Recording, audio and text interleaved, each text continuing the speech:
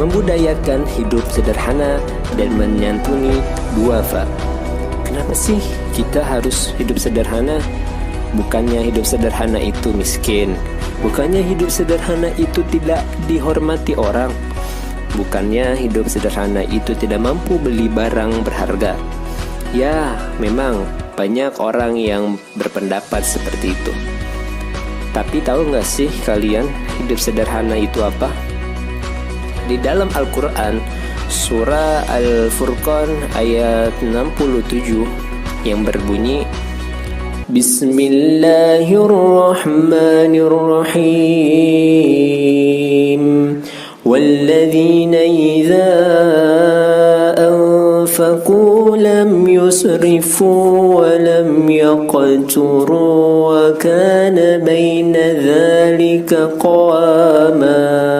Yang artinya, dan orang-orang yang membelanjakan harta, mereka tidak berlebihan dan tidak pula kikir, dan adalah pembelanjaan itu di tengah-tengah antara yang demikian.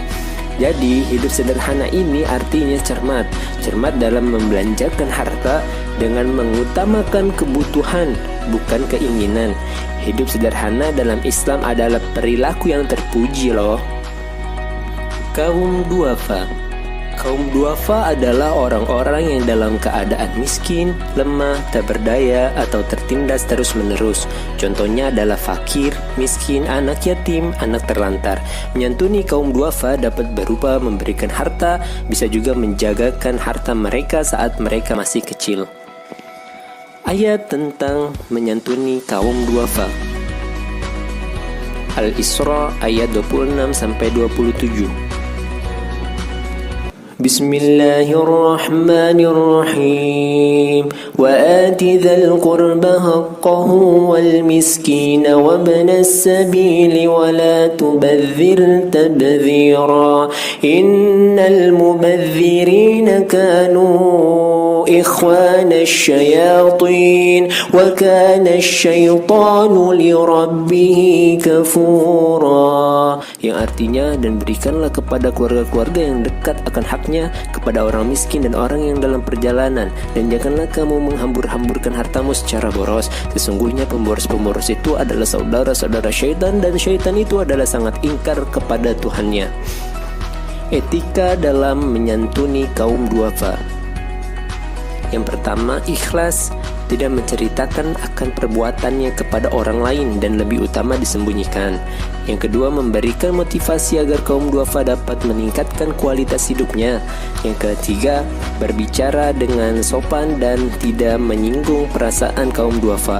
Dan yang keempat, lebih utama memberikan santunan yang dapat bermanfaat jangka panjang. Untuk kalian yang beranggapan bahwa nasib kalian tidak sebaik orang lain,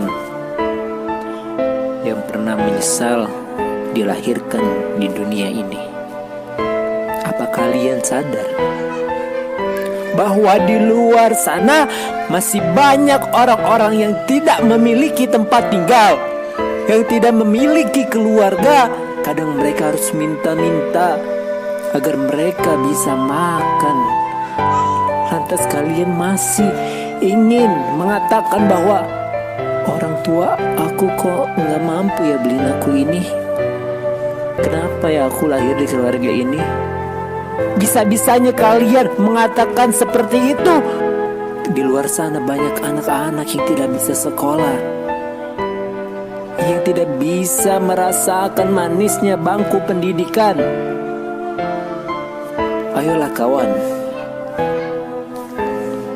kita berjuang demi sesuatu yang kita inginkan.